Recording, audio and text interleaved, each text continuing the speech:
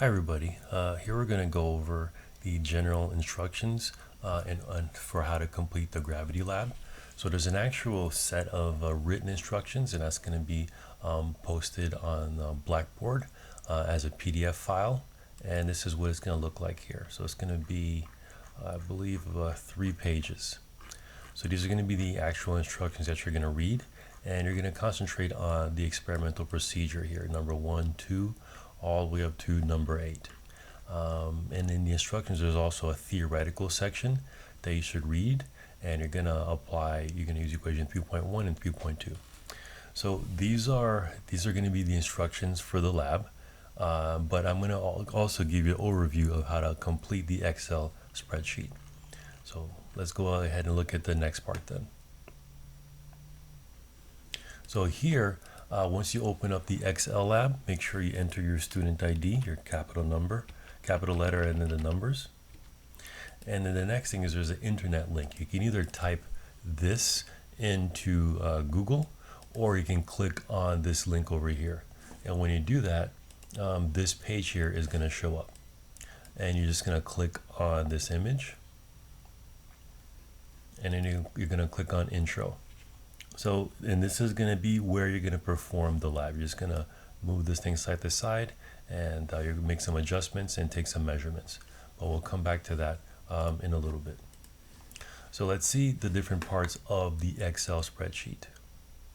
So first of all, you have your error measurements. So the different components are digital, the length digital display. That's going to be on this FET website here. And right there, this is going to be that number here. That's going to be the digital display for the length. So this first number here, that's changing. Don't use a ruler to get the error. Use the actual error use the actual reading for that digital display. Next, you have a stopwatch. So let's see, we're going to get the stopwatch. Just going to click over here, stopwatch, and you can just let the thing run and stop it. And from there, you're going to calculate the error for that digital device.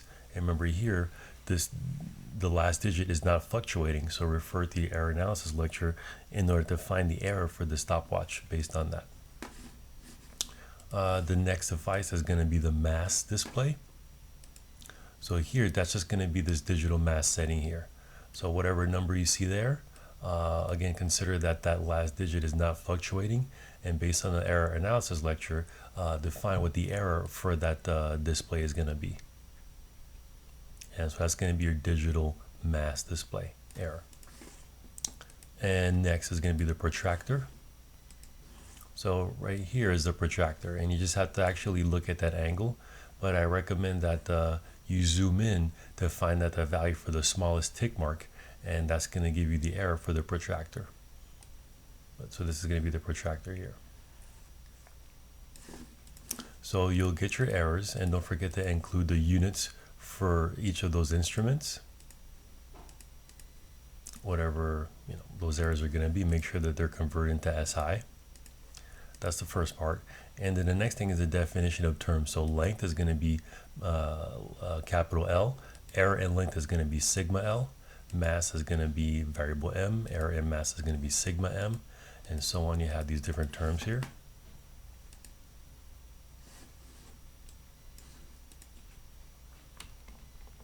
And so you have the rest of the terms that we'll be looking at for today. And also, let's see here, AC, that's accepted, and EXP is going to be experimental.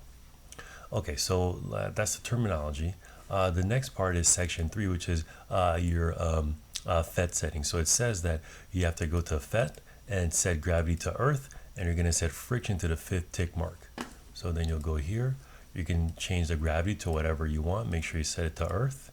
And then friction, you want to set it to here. This is the 0 tick mark, 2nd, 3rd.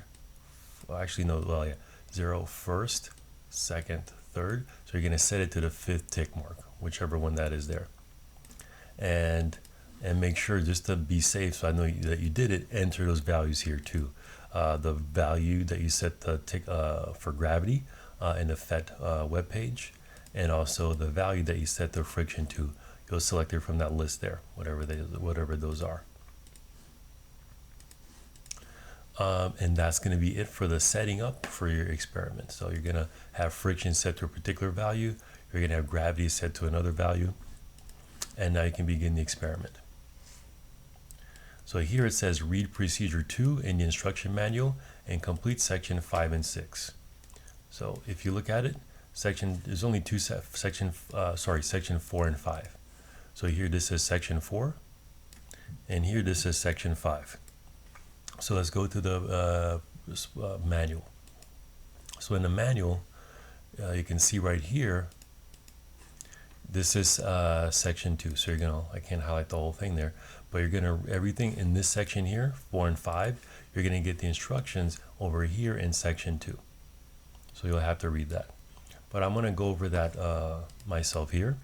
So here it says you're gonna set the mass to, in the PhET website, you're gonna set the mass to 1 kilogram and set the length of 0.7 meters. And you'll enter here 1 kilogram and then 0.7 meters.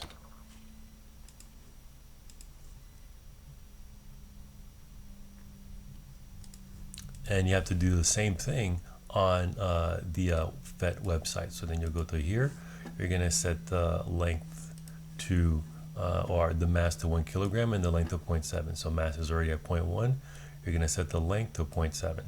And now you're gonna be ready to begin the experiment. Just make sure you adjust the gravity to Earth and then friction to the 5th tick mark. And so now that you have it set up also, you're gonna have to read the manual and see what value of gravity that it says to use here. It should be written somewhere here, the specific value of gravity that you want to use. So you have to go ahead, you can actually see it here in number 5. So you just have to read the entire procedures in order to get that value for gravity. And you're going to enter that value here. And that's going to be your accepted value for gravity. Yeah, 9.8 something something. So I'll just leave it as that, 9.8.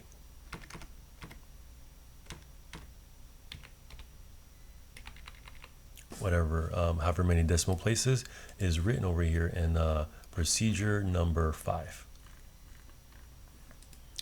And don't forget the units for gravitational acceleration. And now you're going to be ready to begin the experiment. So this is the part where I recommend that you follow what I show you here instead of what the manual says, because the manual was designed to do in person. But I think through this website, the way that I'm going to show you here is going to be a little bit more, make it go by a little bit faster. So you're going to have these different angles here. So you're going to change the angle and you're going to release the pendulum. And you're going to take 3 trials for each angle. So let's see here. So for the first one, let's go for 20 degrees. So you'll have to figure out the best way. So I'm gonna let you figure this part here. Is you're gonna have to figure out the best way to time it to measure 1 or actually 5 cycles. So what I mean by that is you're gonna let this thing go, set it to 20 degrees, and you're gonna let it go, and you're gonna let it vibrate 5 times, and you want to measure the time for it to vibrate 5 times. So then you'll just have to figure out a way to start your stopwatch and let it run until you count the time for 5 cycles. So the manual says to count the time at the bottom. I recommend, I was able to make it work by counting the time from release or from the highest position. So it's up to you. I want you to try to play with that to decide which method is going to work better. In this website here, there's also an option to include a trace of the vibrations, but I don't recommend that you use that because if you notice, as the traces are swept out, it's only going to show you for only specific intervals, and then it'll stop showing the trace for other intervals. So I don't recommend that you use this trace period. You don't even need the ruler there because you have the time measurements. So you're going to have to figure out a way to change the angles, release the pendulum, and then measure the time for this thing to vibrate 5 times. And you're going to do that 3 times. So for it to vibrate 5 times, so you'll measure whatever time that is, and you're going to enter that number here. So this was about 9 seconds. So 9.8 or 9.9, and then you'll enter, your other value. So maybe this one was 10.2, and then this one was 9.5. So you're going to do 3 trials, and then you're going to change the value. So you're going to repeat this for 5 degrees, and then you're going to all the way to, I believe, 90 degrees. And you're going to just change the angle and measure the time for this thing to vibrate 5 times. The manual recommends one way to measure the time, but see if you can do it the way they do it. But I was able to figure out another way. But it's really up to you. You just have to measure the time that it takes for this thing to cycle 5 times. And you're going to do that for 5 degrees, 10 degrees, all the way down to 90 degrees. And don't forget to enter the units for the angle and then for the times here. So that's going to be your experiment. And the next part is going to be the calculations. So here you want to calculate the average of those 5 times. So you can just do equals and an average.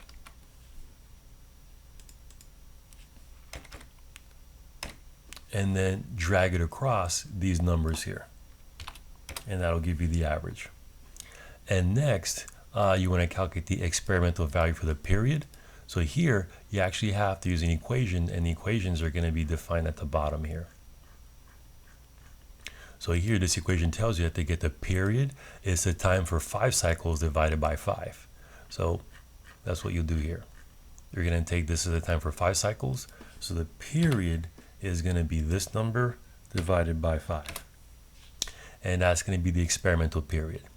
The theoretical period, you're going to read the manual and see what equation you're going to use to get to calculate the theoretical. So this is going to be in section 2 here.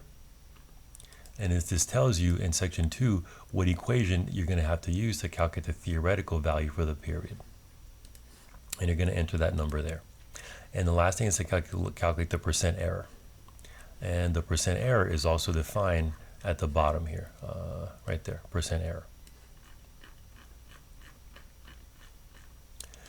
So that's going to be the first part. You're going to change the angles and then measure the period for each angle. And you're going to compare the period for each angle, well, the experimental period versus the theoretical value. And you're going to try to get a relationship between the angle versus the period of oscillation. So that's going to be the first part of the experiment.